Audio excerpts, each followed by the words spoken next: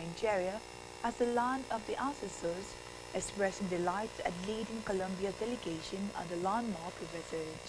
She identified aviation, visa facilitation, political consultations, cultural exchange and trade as priority areas for partnerships. Marquez praised Nigeria's leadership role in Africa and noted that the African Union's growing influence on the global stage would bolster cooperation between Latin America and the continent. In the meantime, President Bola Tinubu has described Vice President Kashim Shettima as a loyal deputy, dependable partner, and an embodiment of service-driven leadership. In a personal tribute to celebrate the Vice President on his 56th birthday, President Tinubu lauded Shettima's courage, tenacity, and commitment to Nigeria's progress. He noted that his choice of Shettima as Vice President has proven to be one of his most rewarding decisions. The President further applauded Shettima's contributions in advancing a renewed hope agenda, citing his involvement in forging new global partnerships and driving reforms on food security and investment. He stressed that Shettima's fresh perspective and unwavering support have strengthened the administration's work and reassured Nigerians of its commitment to development. Away from that, the Minister of Youth Development, Ayodele Olawande, has said that the federal government will empower 7 million young Nigerians with digital and professional skills in the next 2 years. The minister said this would lead to the creation of millions of jobs. Olawande announced this at the Strategic Youth Leadership Conference 2025, organized by his ministry in collaboration with the National Defense College (NDC) to equip young Nigerians with contemporary knowledge in digital and professional education. The minister described the conference as a strategic thinking and leadership tool to become proactive agents of national development. He assured the participants that the Bola Tinubu administration is set to position Nigerians in the global talent of digital literacy by ensuring effective youth participation in the global digital economy in outlining key strategies for youth development under the renewed Hope Agenda. In a separate development, the Chief of Defense Staff, CDS, General Christopher Musa, has welcomed the judgment of a Finnish court that sentenced Simon Ekpa to 6 years in prison for terrorism-related offenses. The Päijät-Häme District Court in Finland delivered the ruling, which Musa described as a significant step in the global fight against terrorism. In a statement by the Director of Defense Information, Brigadier General Tuka Gusa, the CDS said the verdict shows that individuals who ignite or finance violence could be held accountable regardless of their location. He commended the Finnish authorities for ensuring justice and acknowledged the role of Nigerian security agencies, intelligence operative and diplomat in providing evidence that contributed to the conviction.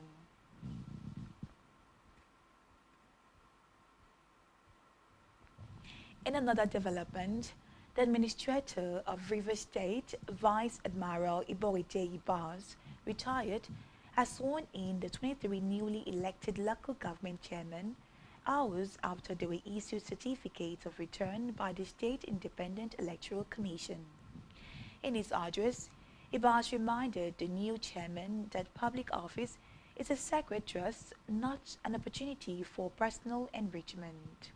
He charged them to show self-interest and embrace transparent, accountable, and reform-driven leadership while urging them to move beyond politics of patronage and focus on delivering tangible services that improve the lives of citizens at the grassroots. Back here, Akwa Ibom State Governor Pastor Moino has reaffirmed his commitment to maintaining a people-centric governance structure devoid of godfatherism. Governor Noor, who stated these while failing questions from Government House correspondent, said every Akwa Ibom citizen has equal access to the government portal for grant provided by his administration. The governor further said that the administration's empowerment scheme for 2026, with a budget of 31 billion naira, would accommodate more interested persons, including members of support groups, and cover different categories of grant, including the Farmers Grant, Traders Grant, SMES Grant, and Skill Acquisition Grant. According to him, the idea is to stimulate the local economy, hence the reason he is putting 1 billion naira in the budget appropriation bill. The governor disclosed that when the time comes, the portal will be open and each local government will access the 1 billion naira on an individual basis, stressing that the grant will be given to people based on their local government of origin and not where their businesses are located. He explained that before the grants are released to the beneficiaries, they have to be enrolled at the BOM Leadership and Entrepreneurial Development Center ILEDC for a fresher course on their chosen area of business, reiterating that government will validate all locations of the businesses before release of funds. He also stressed that government would not give money to any group leader in order to ensure proper accountability and transparency. He explained that support groups are social groups that volunteer to support a candidate whom they believe could provide good services, ensure accountability and transparency. According to the governor, he was elected to cater for the entire people of Akwa Ibom State, not individual groups, adding that inasmuch as he truly appreciates the groups for their support, he is committed to serving the generality of Akwa Ibom people. Government House correspondent Jen Uwa reported that the state leader further stressed that no particular group or groups will have an exclusive right to the programs, as the programs are for every Akwa Ibom indigene, irrespective of your social status. In the meantime, Akwa Ibom State Governor Pastor Moino has approved the dissolution of the Ethical and Attitudinal Reorientation Commission with immediate effect. A release signed by the Secretary to the State Government, Prince Enobong Uwa, says the government expressed its appreciation to the chairman and members of the commission and wished them success in their future endeavors. Accordingly, the chairman is directed to hand over to the Director of Administration and Supplies in the Commission before disengagement. Let's move now to Africa, where the President of Ghana has said that he fired the West African country's Chief Justice after an investigation found her guilty of alleged abuse of office. Gertruda Arabe, age 61, the third woman to head Ghana's High Court, was suspended from the post which she assumed in 2023 after several complaints were lodged against her. President John Mahama established a 5-member commission led by another Supreme Court judge to investigate the complaint, which included allegations of falsifying judicial records and misusing public funds. The commission found that the grounds for the alleged acts had been established and recommended her removal from office. However, it was not immediately clear whether Tokunu would face any criminal charges.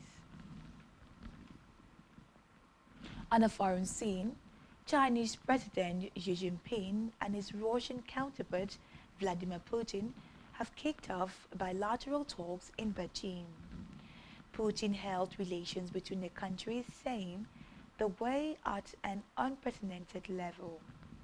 Xi told Putin that China-Russia relations have withstood the test of international changes, adding that the regime was willing to work with Moscow to promote the construction of a just, more and reasonable global governance system. The meeting comes at a time when Xi seeks to project the regime's power on the international stage, not just as the world's second largest economy, but also as a diplomatic heavyweight. Recall that Xi is set to host China's largest ever military parade on Wednesday, which will mark the 80th anniversary of the surrender of the Japanese in China at the end of World War II.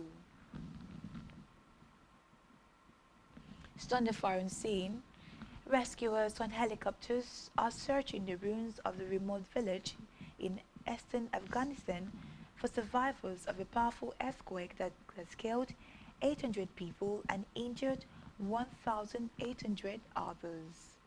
Reports say many are feared trapped under the rubble of their homes after the magnitude 6.0 earthquake struck near the country's border with Pakistan. The Taliban government has appealed for international help. Meanwhile, the United Nations has released emergency funds and UK has pledged £1 million in aid. Still to come in the news.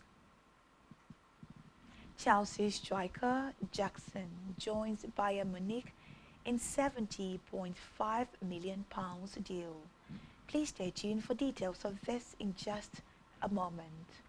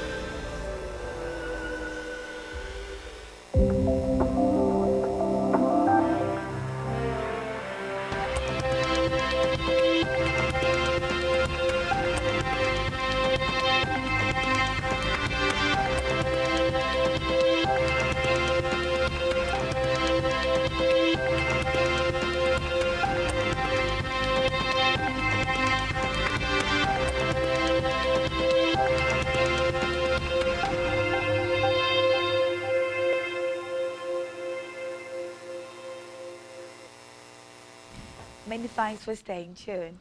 On a business news, the federal government, through the Debt Management Office (DMO), is offering investors annual yields of up to 16.5% on the September 2025 federal government saving bonds. The DMO, in a circular on its website, announced that the subscription window opens immediately and will close on Friday, September 5, 2025, with a settlement scheduled for September 10, 2025. Coupon payments will be made quarterly on March 10th, June 10th, September 10th, and December 10th, and will be paid directly to investors.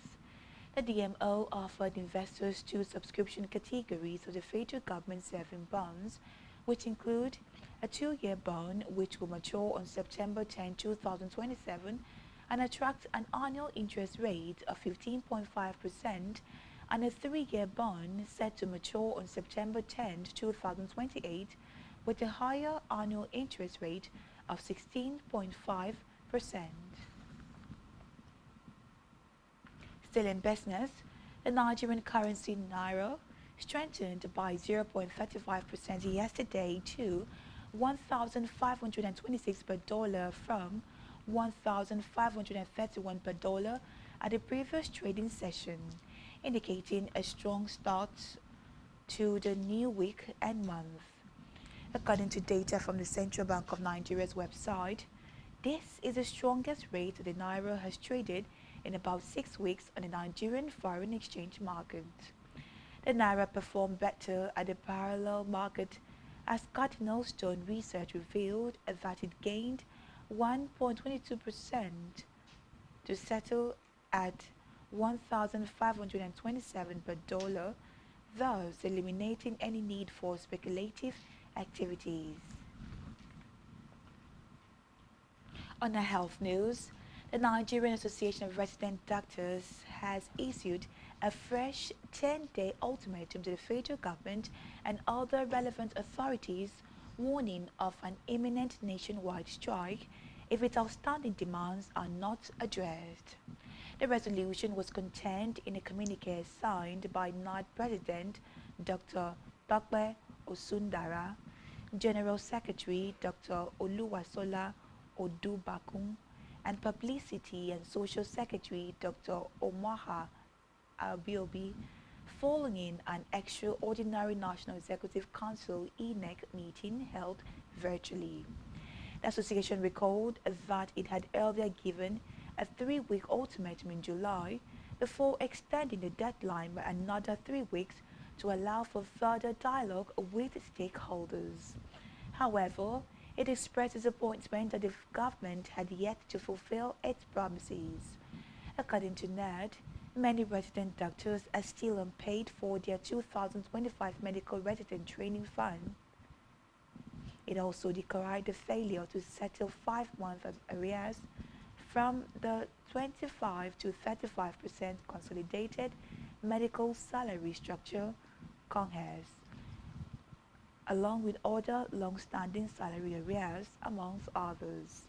Meanwhile, the communique stressed that all state governors must prioritize the welfare of doctors to curb immigration and ensure industrial harmony in the health sector.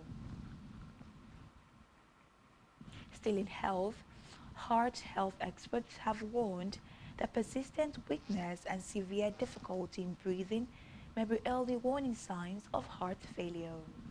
According to them, the disorder can present itself suddenly or evolve gradually over time, leaving many people unaware of its progression until it begins to disrupt their daily activities. They noted that while some people may experience apparent episodes of breathlessness, others first notice simple fatigue and struggle to carry out routine tasks. Speaking on other causes of heart failure, the cardiologist listed dilated cardiomyopathy, rheumatic heart disease, peripartum cardiomyopathy, coronary artery disease, myocarditis, and cardiac tamponade. They also said some of these conditions are genetic or pregnancy related, others stem from infections or lifestyle-related factors, stressing that ignoring these signs could be dangerous. Let's move now to sports, where Chelsea striker Nicholas Jackson has joined Bayern Munich on loan, with the German champions having an obligation to buy him for £56.2 million if he makes a set number of appearances. Bayer will pay an initial £14.3 million to take the 24-year-old on loan for the rest of the 2025 to 2026 season. Personal terms are already in place for a future 5-year permanent contract for Jackson, whose deal with Bayer was in doubt after Chelsea instructed him to return with Liam Delap when Dean Delap was injured in Saturday's Premier League over Fulham. The Senegal forward joined Chelsea on a £32 million deal for Villarreal in 2023 and scored 30 goals in 81 matches. Still in sport, Liverpool's move to sign Crystal Palace defender Maguire on transfer deadline day has fallen through. A deal was agreed after the clubs reached a compromise on a fee, which would have been a minimum of £35 million.